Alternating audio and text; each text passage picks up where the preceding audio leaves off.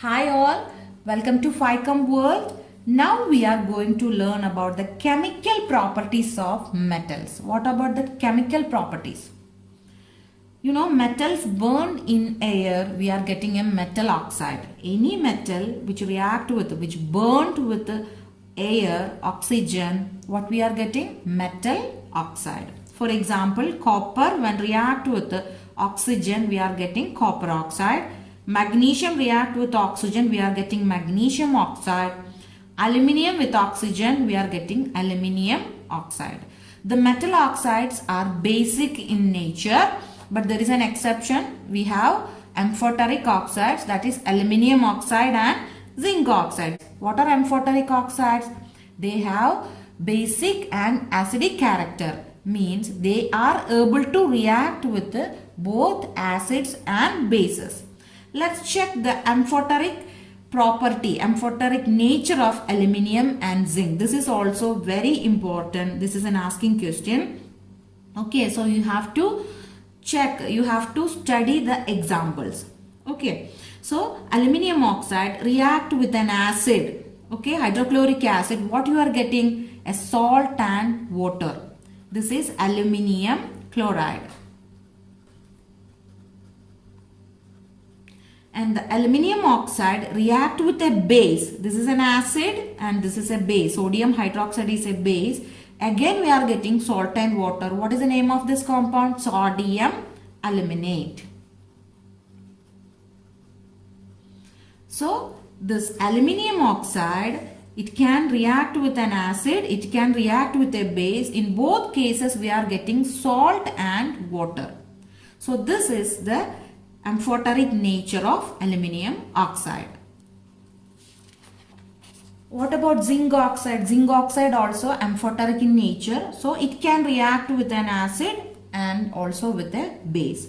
Zinc oxide react with the hydrochloric acid. What we are getting? Salt and water we are getting. This is called zinc chloride.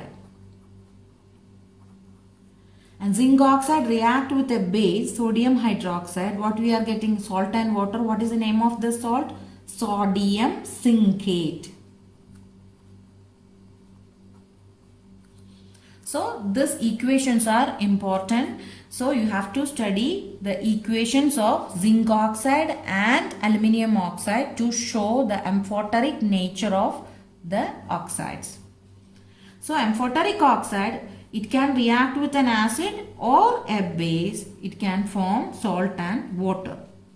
Most of the metal oxides are insoluble in water, but some are dissolved in water, that we can call as alkalis, that we already studied in chapter 1. Sodium and potassium, they can form their oxides very quickly and they produces their hydroxides when dissolved in water. So we can call that as alkalis. Now we are in the reactivity series.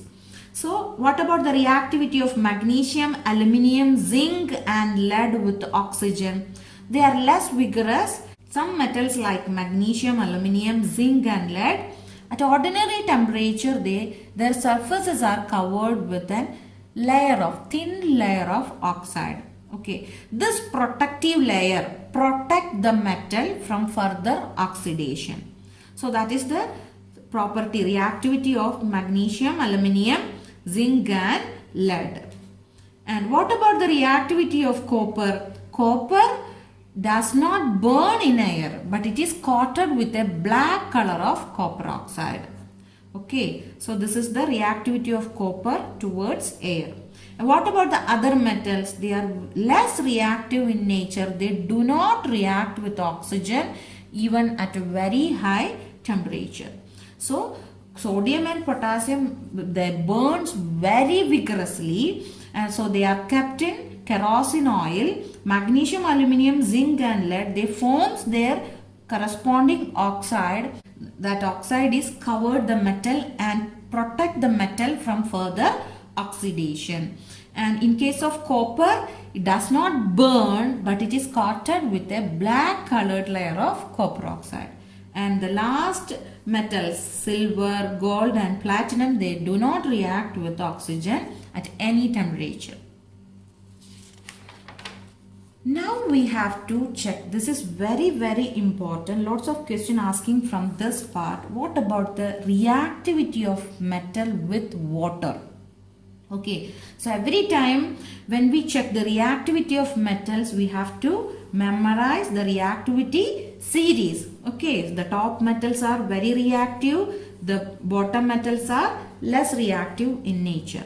So what about the reaction of a metal with water? If a metal react with water, what we are getting? We are getting a metal oxide and hydrogen.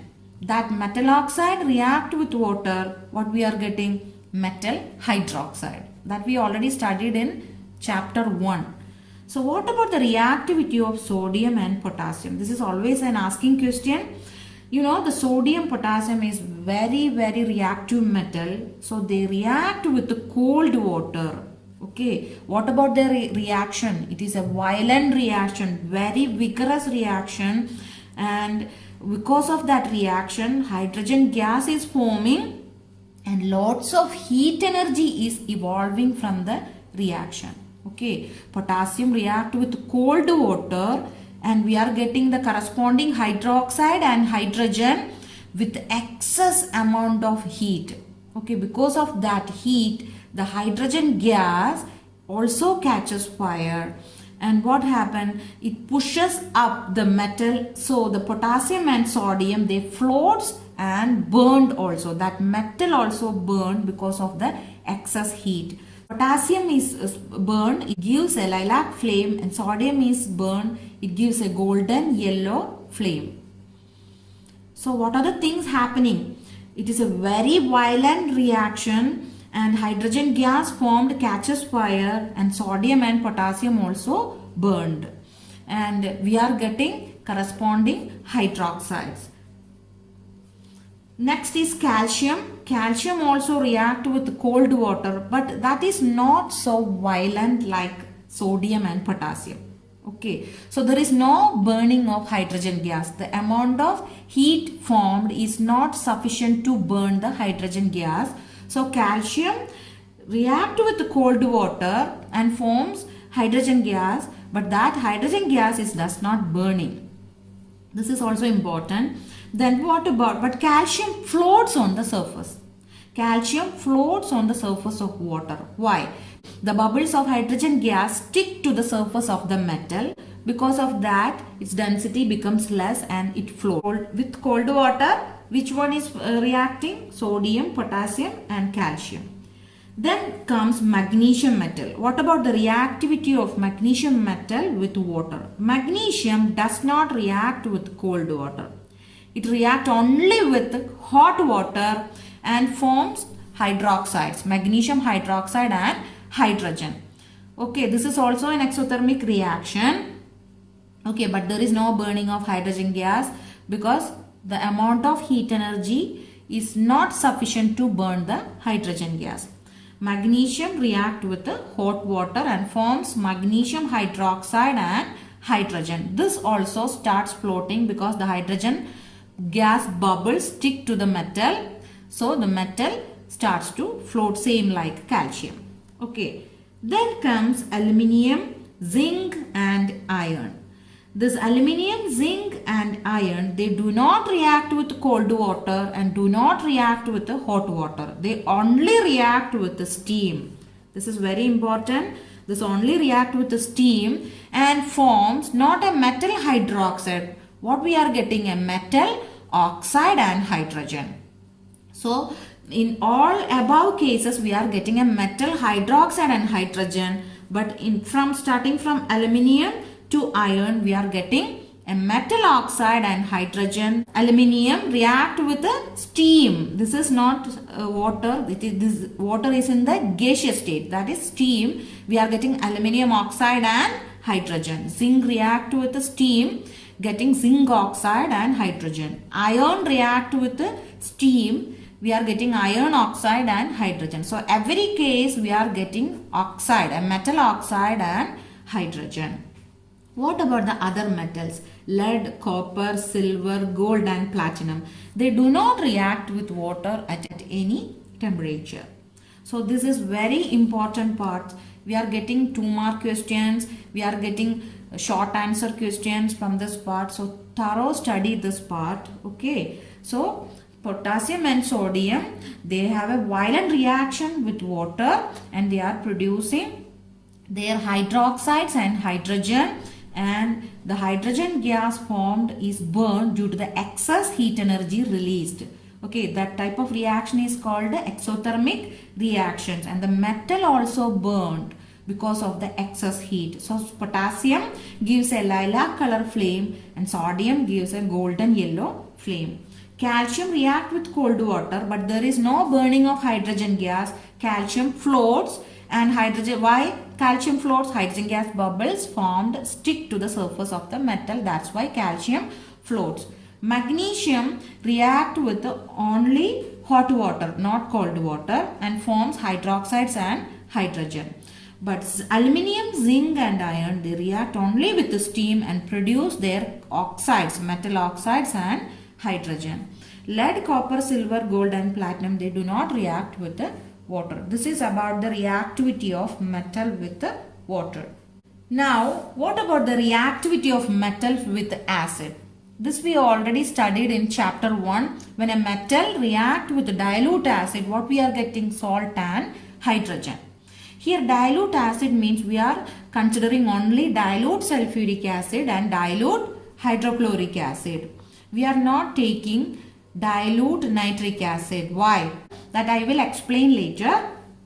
So metals above hydrogen in the reactivity series react with the dilute mineral acid to form salt and hydrogen. So those metals above hydrogen are able to displace hydrogen from acid. Those metals below hydrogen, they are do not able to displace hydrogen from the acid. So what about sodium and potassium? They are very reactive metals, so there will be a violent reaction with the dilute acids. Normally this reaction we are not performing in the laboratory.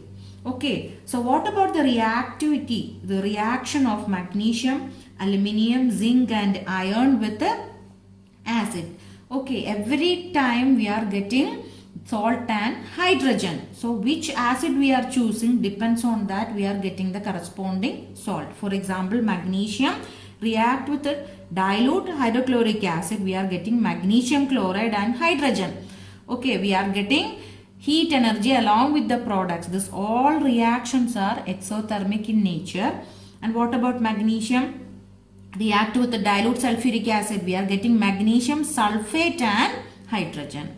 When aluminium react with the hydrochloric acid, we are getting aluminium chloride and hydrogen. Aluminium react with the sulfuric acid, we are getting aluminium sulfate and hydrogen. Okay. Then zinc react with the hydrochloric acid, we are getting zinc chloride and hydrogen. Zinc react with the dilute sulfuric acid, we are getting zinc sulfate and hydrogen. Iron react with the dilute sulfuric acid, we are getting iron chloride and hydrogen. Iron react with the sulfuric acid, we are getting iron sulfate and hydrogen. So depends on the acid we choose, we are getting the corresponding sulfate and corresponding chloride along with the hydrogen. In all cases the amount of heat released is different, because in the top metals they will release excess heat energy, but the bottom metals below, as we go down, the amount of heat energy released will be less. So normally there is a question asking, what about the reactivity of some metals? Like they will give, we have some metals like copper, we have aluminium, we have zinc, we have iron, we have. Okay, just write down the reactivity of these metals with acids. So we can expect such type of questions from this part. So what about the reactivity of copper? You know, copper, silver, gold and platinum, they do not react with the dilute acids. So this is least reactive. And what about aluminium? Aluminium is at the top of the table. Okay, and we have zinc. Zinc is below aluminium and iron is below zinc. So what about the reactivity? So the aluminium is most reactive than zinc, then iron. Which one is the least reactive? Copper. So we have to write like that. And we have to know how to write the chemical equations of metal with dilute acids. You just practice at home. So a metal react with dilute hydrochloric acid. We are getting a metal chloride and hydrogen, salt and hydrogen. A metal react with dilute sulfuric acid. We are getting a metal sulfate and hydrogen. When a metal react with dilute nitric acid, what is the product forming? What are the products we are getting? We never get hydrogen when a metal react with dilute nitric acid. When a metal with dilute hydrochloric acid, we are getting hydrogen. With dilute sulfuric acid also we are getting hydrogen. But with dilute nitric acid, we never get hydrogen gas. Why the hydrogen gas is not evolved when a metal react with dilute nitric acid? This is an asking question, very, very important. Dilute nitric acid is a strong oxidizing agent. What is an oxidizing agent? It provides an oxygen. It is a supplier of oxygen. So it oxidizes the hydrogen produced to water and itself get reduced to nitrogen oxides. Okay. So zinc example, zinc metal react with dilute nitric acid. What we are getting? Zinc nitrate, salt, zinc nitrate and hydrogen. That hydrogen produced is oxidized by dilute nitric acid. So dilute nitric acid provides an oxygen to hydrogen. So this hydrogen now changed into water. And what happened to the dilute nitric acid? Nitric acid itself gets reduced to nitrogen dioxide. Sometimes it gets reduced to nitrogen monoxide. Sometimes it gets reduced to dinitrogen oxide. That depends on the concentration of the acid we choose. Here I have an example. Zinc react with 60% of the, nitric acid. So we are getting the byproduct nitrogen dioxide. So depends on the percentage of acid, the product formed will be different. Okay, sometimes we are getting nitrogen dioxide here, sometimes we are getting nitrogen monoxide, sometimes we are getting dinitrogen oxide. But salt and water is forming with all cases. When magnesium metal and manganese react with very, very dilute nitric acid, hydrogen gas is evolving. Okay, so that is an exceptional case. So we can produce hydrogen gas when a metal react with dilute nitric acid only with the magnesium metal and manganese metal. And the other criteria is we have to take a very, very dilute nitric acid solution. Acid part is very less, water part is more in that solution. Okay, so this is very important. This is an asking question. Now we have to know what is aqua regia. Aqua regia means a very corrosive fuming liquid. Okay, how we can make aqua regia? We have to take concentrated hydrochloric acid and concentrated nitric acid. Okay. What about the ratio of concentrated hydrochloric acid to concentrated nitric acid? 3:1. If we take 3 ml of concentrated hydrochloric acid, we need to take 1 ml of concentrated nitric acid and mix the two. So we are getting aqua regia. It is used for dissolving gold and platinum. Okay, they are very inert in nature. They does not react with the dilute acid, but it dissolves in aqua regia. Now we have to study what about the reaction of metals with solutions of other metal salt. This also we studied in chapter 1, means displacement reaction. Okay, what about displacement reaction? A reactive metal can displace less reactive metal from a salt solution. Okay, so we have to follow the reactivity series. So the top metals can displace the bottom metals. So if we put an iron nail in copper sulfate, what happened? The iron displaces copper because iron is more reactive. Iron is top than copper. So iron displaces copper and we are getting a light green color solution of ferrous sulfate and copper. Another reaction, iron with zinc sulfate. Is this reaction happens? Iron is below. What about zinc? Zinc is top. So iron does not able to display zinc from the zinc sulfate solution. Why? Because zinc is more reactive than iron. So you have to write no reaction. There is no reaction happening. What about the zinc with the ferrous sulfate solution? Zinc is more reactive than iron. So zinc can displace iron from the iron sulfate solution. So we are getting zinc sulfate and iron. So you have to practice, you have to memorize first the reactivity table. So which one is the top metal that can able to displace a less reactive metal, bottom metal, from the salt solution? So what is a reactivity series? So reactivity series in which metals are listed according to their decreasing reactivities. Thanks for watching. If you like my video, please subscribe, like and share.